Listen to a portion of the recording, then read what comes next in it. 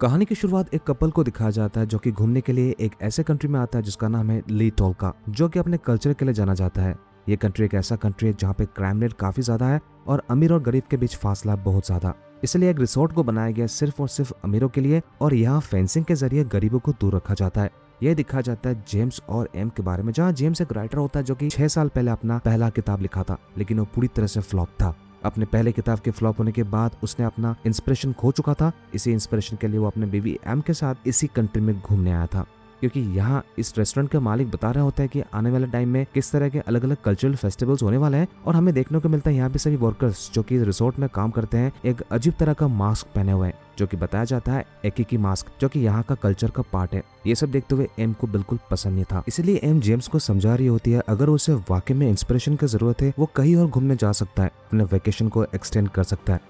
लेकिन जेम्स बिल्कुल मानने के लिए तैयार नहीं होता और वो जिद पे अड़ा हुआ था। वो कहता है कि अगर वो यहाँ पे आया है तो यहाँ का मॉन्सूनल फेस्टिवल और कल्चर्स को देखकर ही वो यहाँ से जाएगा, जिससे एम गुस्सा हो जाती है और टेबल छोड़कर चली जाती है। फिर जेम्स एम को मनाने के लिए वो आसपास घूम रहा होता है, जहाँ वो देखता है यहाँ पे एक गेम चल रहा होता है जो कि मोटर बाइक वाला गेम था, जहाँ लड़कियों को सताया जा रहा होता है। जेम्स को समझ नहीं आ रहा होता है ये किस तरह का गेम है, लेकिन तभी एक लड़की वहाँ पहुंच जाती है जो बताती है उसका नाम गैबी है, जो बताती है कि ये गेम ली टोल्किन्स का एक कल्चर का पार्ट है जो कि काफी फेमस है।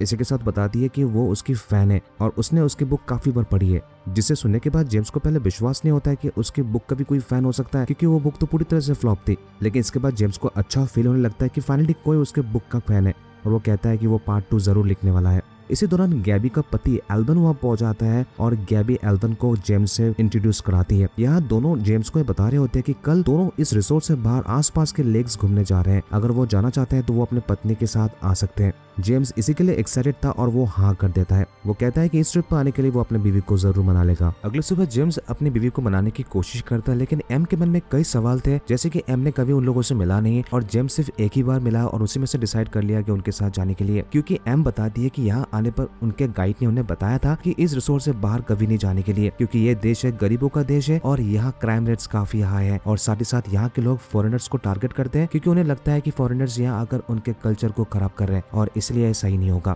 लेकिन जेम्स इसके जवाब में एम को समझाने की कोशिश करता है सिर्फ एक ही दिन का ट्रिप है और इसी के साथ दोनों भी तो जा रहे हैं, अगर खतरा होता तो वो क्यों जा रहे हैं।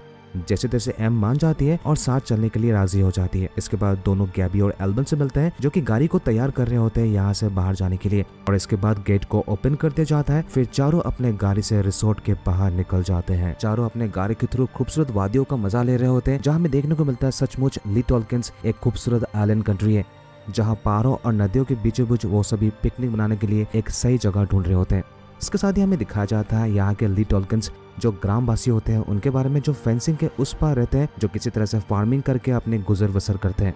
फाइनली चारों एक झील के पास पहुंच जाते हैं, जो डिसाइड कर लेते हैं कि यही अपना पिकनिक मनाएंगे। सभी अपना ड्रिंक्स वगैरह निकाल लेते हैं और यहाँ एक बारबेक्यू का इंतजाम किया जाता है। इसके बाद सभी गप्पे लड़ाते हैं और इसी तरह से रात हो जाती है। सभी ड्रंक होते हैं और यहाँ जेम्स डिसाइड करता है कि वो गाड़ी चलाकर सभी को रिसोर्ट वापस ले जाएंगे। जब जेम्स गाड़ी चलाकर वापस आ रहा होता है तो अचानक वो देखता है कि गाड़ी के हेडलाइट्स फ्लिकर कर रहे होते हैं और काम नहीं कर रहा होता है। इसलिए जेम्स लाइट के बटन को दबाकर वो चेक करने की कोशिश कर रहा होता है, लेकिन तभी सामने एक फार्मर आ जाता है जिससे ना चाहते हुए वो उसे टक्कर मारता है।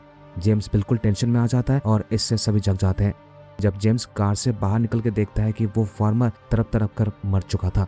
ये देखते हुए एल्बन जेम्स से कहता है कि उसने क्या कर दिया, इससे सभी के सभी फंस जाएंगे। जेम्स सभी को समझाने की कोशिश करता है कि ये सब कुछ अनजाने में हुआ और इससे एम भी डर रही होती है।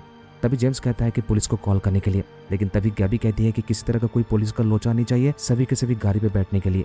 यहाँ गैबी बताती है कि यहाँ के रूल्स काफी सख्त हैं और मर्डर के लिए सीधा मौत का सजा होता है, जिससे वो कहती है कि वो फंसना नहीं चाहती। गैबी कहती है कि कल सुबह जो होगा देखा जाएगा। सबको गैबी की बातें बिल्कुल सही लगती है और फिर सभी गाड़ी में बैठकर वापस रिसोर्ट चले आते हैं। सीन शिफ्ट कर अगले सुबह दिखाया जाता है, जहाँ जेम्स और एम सो रहे होता भी उनके कमरे के दरवाजे को नॉक किया जा रहा होता है। जेम्स उठकर दरवाजा खोलता है तो देखता है पुलिस वाला वहाँ पहुंच चुका होता है, जहाँ कह रहा होता है कि जेम्स और उसकी पत्नी एम को पुलिस स्टेशन चलना होगा।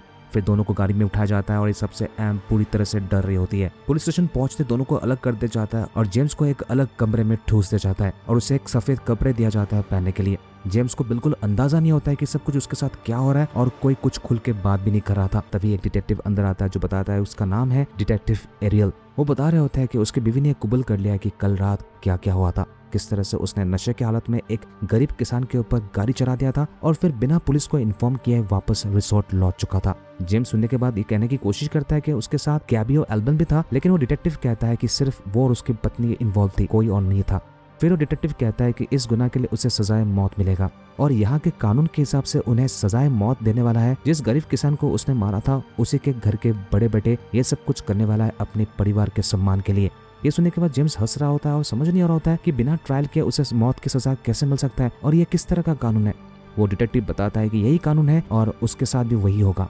जेम्स ये सब समझकर वो माफी मांग रहा होता है। वो कहता है कि वो गलती से सब कुछ हुआ है, लेकिन तभी डिटेक्टिव जेम्स को समझाता है, क्या उसे डिप्लोमेटिक डबल्स एक्ट के बारे में पता है। डिटेक्टिव जेम्स को ये समझाता है कि अगर कोई भी अमीर टूरिस्ट जो कि यहाँ पे घूमने के लिए आता है, जब इस तरह के क्राइम में फंस जाता है और उसे मौत की सजा हो जाती है, तो इससे बचने के लिए उनका एक क्लोन बना जाता है, मतलब उनका एक डुप्लीकेट, जो उसके अंदर बिल्कुल वही यादें होगी और मरने के समय उसे एहसास होगा कि उसने क्या क्राइम किया था। ये सब कुछ उसके सामने किया जाएगा और यही सजा है। ये सब कुछ करने के लिए उसे मोटी फीस वसूली जाएगी। फिर फाइनली जेम्स मान जाता है और डिटेक्टिव उसे कहता है कुछ पेपर्स पे साइन करने के लिए। वो डिटेक्टिव जेम्स से कहता है कि कुछ ही मिनटों के अंदर प्रक्रिया शुरू की जाएगी। नेक्स्ट सीन में दिखाया जाता है जहां जेम्स के क्लोनिंग प्रोसेस के लिए पूरी तरह से तैयार हो चुका होता है और इसके बाद उसे एक दूसरे कमरे में भेज दिया जाता है। इस कमरे के अंदर जेम्स कदम रखते ही जेम्स को पता चलता है ये एक ऐसा पूल था जहाँ कीचड़ से भरा हुआ था।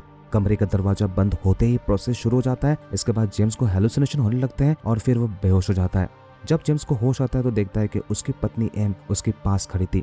एम जेम्स को बता रहा होता है कि उसे डरने की जरूरत नहीं है, उसका डुप्लीकेट बहुत ही सटीक तरीके से बन चुका है, अब वो पूरी तरह से सेफ है। ये सुनने के बाद जेम्स को विश्वास नहीं हो रहा होता है। उसके बाद दोनों मिलकर जेम्स के डुप्लीकेट को देखने जाते हैं, जहां वो डिटेक्टिव जेम्स को अपना क्लोन दिखाता है, जिसे देखने के बाद जेम्स को बिलीव ही नहीं हो रहा था। इसके बाद अचानक वो क्लोन जाग जाता है, जिससे दोनों डर जाते हैं। इसके बाद एम और जेम्स को एग्जीक्यूशन हाउस में लाया जाता है, जहां हम देखते हैं जेम्स के क्लोन को एक खंबे से बांध दिया जाता है और ये सब कुछ एम और जेम्स देख रहा होता है। उस रूम के अंदर गांव वाले भी होते हैं, लेकिन इसी दौरान एक बच्चे को लाया जा रहा था जिसके हाथ में चाकू था। ये बच्चा उसी फार्मर का बड़ा बेटा था। वो चाकू लेकर आगे बढ़ रहा होता है, जिसे देखते हुए जेम्स का क्लोन चिल्ला रहा होता है और रो रहा होता है। वो कह रहा होता है उस बच्चे से कि उसने कुछ नहीं किया। वो क्लोन एम का नाम लेकर मदद पुकार रहा होता है, जिसे देखने के बाद एम की रूह कांप जाती है।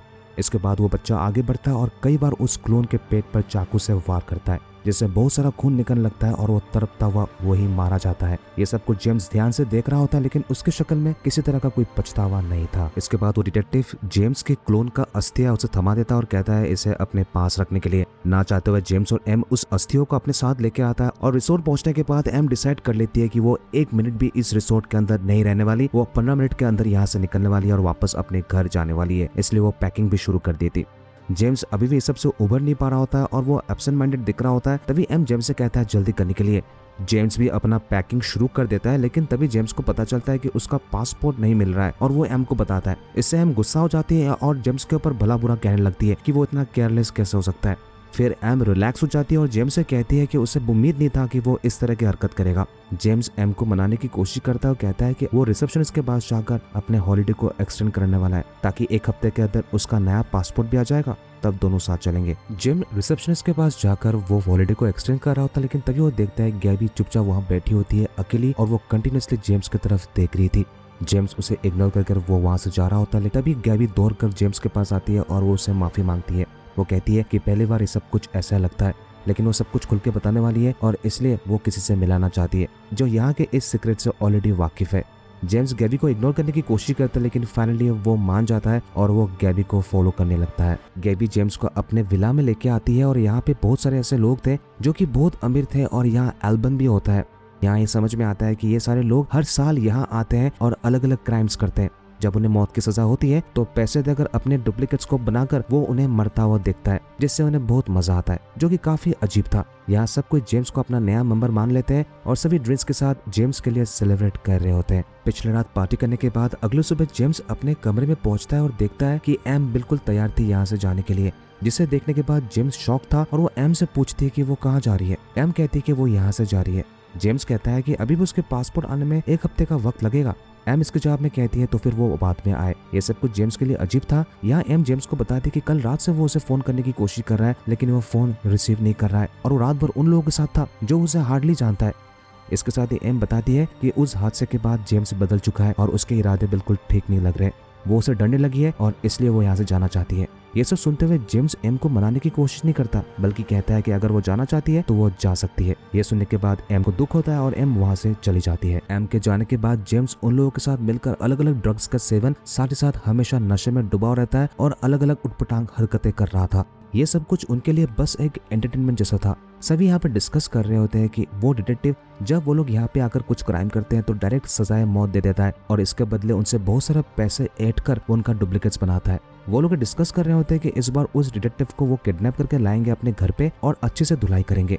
सभी इस पर राजी हो जाता है और जेम्स भी हाँ में हाँ मिलाता है। विला के अंदर लाकर सभी डिसाइड करते हैं कि जेम्स ही उस डिटेक्टिव को मारने वाला है। इसके बाद गैबी उसी वीट को प्रिपेयर करती है जिससे धुआं निकल रहा होता है और जेम्स इसे सूंघने के बाद ऐसा लगता है कि मानो उसके अंदर एनिमलिस्टिक क्वालिटी आ चुका है। वो अपने आप को तैयार कर रहा होता है। इसके बाद जेम्स उस डिटेक्टिव को बुरी तरह से पीटता है और ये सब करते हुए उसे बहुत मजा आ रहा होता है। इसके बाद धीरे धीरे गैबी आगे बढ़ती है और उस डिटेक्टिव के मुंह से कपड़े को हटा देती है, जिसे देखने के बाद जेम्स की हंसी उड़ जाती है और उसके पैरों तले जमीन खिसक जाती है। ये बेसिकली उसी का डुप्लीकेट था। ये सब देखते हुए सभी हंस रहे होते हैं और जेम्स का मजाक बना रहे थे। जेम्स बिल्कुल ये सब एक्सेप्ट नहीं कर पा रहा होता है और दौड़ते हुए वो वॉशरूम के अंदर चला जाता है। वॉशरूम के अंदर जाकर वो अपने आप को कोसने लगता है कि ये सब कुछ उसने क्या किया और तभी गैबी वॉशरूम के दरवाजे के सामने कहती है कि ये सब कुछ एक प्रैंक था जो उन लोगों ने पैसे देकर उस डिटेक्टिव से करवाया है। बस इतनी सी बात के लिए वो इतना अपसेट क्यों हो रहा है। जेम्स बिल्कुल बाहर नहीं आता है और वो तभी देखता है बेसिन के नीचे उसका पासपोर्ट रखा हुआ है। जेम्स को समझ आता है कि इन लोगों ने मिलकर उसके कमरे में जाकर उसका पासपोर्ट चुराया था ताकि वो और दिन यहाँ पर रुके और सब मिलकर उसका प्रैंक करे। पिछली रात जेम्स के साथ जो कुछ भी हुआ था उसे देखते हुए अगली सुबह जेम्स से डिसाइड करता है कि वो अब एक पल भी इस रिसोर्ट में नहीं रहने वाला और अगली फ्लाइट से वो एम के पास जाना चाहता है। इसलिए वो अपने आप को सबके नजर से बचते हुए वो चुपचाप बस पर बैठ जाता है। बस आगे बढ़ने लगती है और इसके बाद जेम्स देखता है कि गैबी और उसके दोस्त जेम्स को फॉलो करते हुए वहां पहुंच जाती है। गैबी जेम्स को देखकर मुस्कुरा रही थी और इससे जेम्स डर जाता है। इसके बाद गैबी बंदूक निकालकर जेम्स की तरफ शूट करता है, जिससे एक बस वही रुक जाती है। इसके बाद गैबी और उसके दोस्त उस बस को रोक लेती है। यहाँ गैबी पागलों की तरह हरकत करते हुए जेम्स को कहता है बाहर निकलने के लिए। वो कह रही होती है कि अगर जेम्स बाहर नहीं आया तो वो खुद बस के अंदर जाकर सभी यात्री को मार डालेगी। इससे जेम्स बिल्कुल डर जाता है और फिर वो हाथ खड़े करते हुए बस से बाहर निकल जाता है। इसके बाद सभी मिलकर जेम्स को आगे चलने के लिए कहता है और पीछे गैबी आराम से गाड़ी के आगे बैठी हुई थी। एक हाथ में बंदूक था जो कि जेम्स को डरा रहा था और दूसरे हाथ में दारू पीते हुए वो जेम्स का मजाक बना रही थी। वो जेम्स को बता रही होती है कि वो हमेशा से उसका एक मजाक ही तो था, इसके अलावा उसकी औकात ही क्या है, वो तो एक फट्टू है और उसकी जिंदगी एक बकवास है। उसने कैसे मान लिया कि उसने उसका किताब पढ़ा था? वो बात उसने इसलिए बताया था ताकि वो उसे इम्प्रेस कर सके और बकरी की तरह वो उसके जाल में फंस गया था। यहाँ गैबी बता रही होती है कि उन लोगों ने मिलकर जेम्स को फंसाया था क्योंकि इस वेकेशन में कोई तो होना चाहिए उनके मनोरंजन के लिए। ये सब कुछ कहते हुए गैबी के हाथ से बोतल नीचे गिर जाता है और जेम्स को मौका मिल जाता है उससे एक बंदूक छीनने के लिए। लेकिन यहाँ भी सभी जेम्स को पकड़ लेते हैं और उसका बुली करने लगते हैं। किसी तरह से जेम्स अपने आप को चुराते हुए वो पास के जंगल में घुस जाता है। ये देखते गैबी एक बार फिर से जेम्स के ऊपर शूट करता है, जहाँ एक गोली लाकर जेम्स के पैर में लगता है। जेम्स के पैर से खून निकल रहा होता है, लेकिन इसके बाद भी वो लंगड़ाते हुए जंगल के अंदर चला जाता है। कुछ दूर जाने के बाद उसे एक गाँव दिखाई देता है जहाँ दो लड़कियां उसे देख रहा होता है, जिसे देखती जेम्स उनसे मदद मांगता है और मदद मांगते हुए वो बेहोश हो जाता है। तो लड़की करीब आकर जेम्स को उठाकर अपने घर लेके जाती है। जब जेम्स को होश आता है तो वो देखता वहाँ पे कोई नहीं था। इसके बाद वो किसी तरह से वो उठकर वो हेलो करके बुला रहा होता है कि यहाँ पे कोई है या नहीं, लेकिन वहाँ कोई नहीं था। इसी तरह से वो घर के बाहर आ जाता है, लेकिन अचानक गाड़ी के लाइट्स जल जाते हैं। तभी जेम्स को पता चलता है कि गैबी और उसके दोस्त वहाँ भी पहुंच चुके थे। यहाँ एल्बन जेम्स के पास आकर कहता है उनके साथ चलने के लिए, अब और कुछ नहीं होगा। वही गैबी भी एटीट्यूड मार के खड़ी थी और गैबी जेम्स से कहता है कि अभी भी वो बच गया है, लेकिन उसे अब एक आखिरी काम करना होगा। यहाँ जेम्स को समझ नहीं आ रहा होता कि गैबी क्या कह रही थी। तभी गैबी अपने दोस्त से कहती है कुत्ते को सामने लेके आने के लिए। तभी जेम्स देखता है कि उसी के डुप्लीकेट को गले पे पट्टे बांधकर उसे लाया जा रहा था। यहाँ गैबी जेम्स से कहती है इसे मारने के लिए। जेम्स अपने डुप्लीकेट को देखकर वो डर जाता है और वो कहता है कि वो ऐसा नहीं करेगा। गैबी जेम्स से कहती है कि वो अपने क्लोन को मारकर अपने अतीत से छुटकारा पा सकता है और इसलिए ये काम उसे ही करना होगा। इसके बाद जेम्स के हाथों जबरदस्ती चाकू थमाया जाता है और उसे मारने के लिए कहा जाता है। जेम्स मना करता है और चाकू को दूर फेंक देता है। गैबी जेम्स से कहता है कि अगर वो उसे नहीं मारेगा तो वो उसे मार देगी। उसी वक्त उसी का डुप्लीकेट जेम्स पर हमला कर देता है और उसे मारने की कोशिश करता है। जेम्स अपने आप को बचाने के लिए मजबूरन अपने डुप्लीकेट को घुसे मार मार कर उसे मार डालता है। ये सब करते हुए जेम्स को बुरा लगता है। इसके बाद गैबी उसे संभालती है। अब अगले सुबह सभी डिसाइड करते हैं कि अपने अपने घर वापस जाने वाले हैं और ऐसा एक्ट कर रहे होते हैं जैसे कि बीते दिनों कुछ हुआ ही नहीं है। सभी एयरपोर्ट पहुंच जाते हैं और एल्बन और गैबी जेम्स को शुक्रिया अदा कहता है इस वेकेशन पे आने के लिए और वो विश करता है कि अगले साल भी आएंगे। जेम्स यहाँ पे कुछ नहीं कहता और फिर गैबी और एल्बन जेम्स को बाय कहकर वो अपना प्लेन बोर्ड कर लेते हैं। लेकिन जेम्स एयरपोर्ट बैठा होता है और फिर वापस वो रिसोर्ट आ जाता है। यहाँ अकेले बैठकर वो मानसून का मजा ले रहा होता है और ये दिखाते हुए ये मूवी यही खत्म हो जाती है। आई होप दोस्तों आपको ये एक्सप्लेनेशन पसंद आया होगी। अगर आपको पसंद आई है आप वीडियो को लाइक करके चैनल को जरूर सब्सक्राइब कीजिएगा ऐसे अलग अलग जॉनर्स के एक्सप्लेनेशन मेरे इस चैनल पे देखने के लिए। अब मैं सीधा मिलता हूँ अगले वीडियो में, तब तक के लिए take care and keep watching.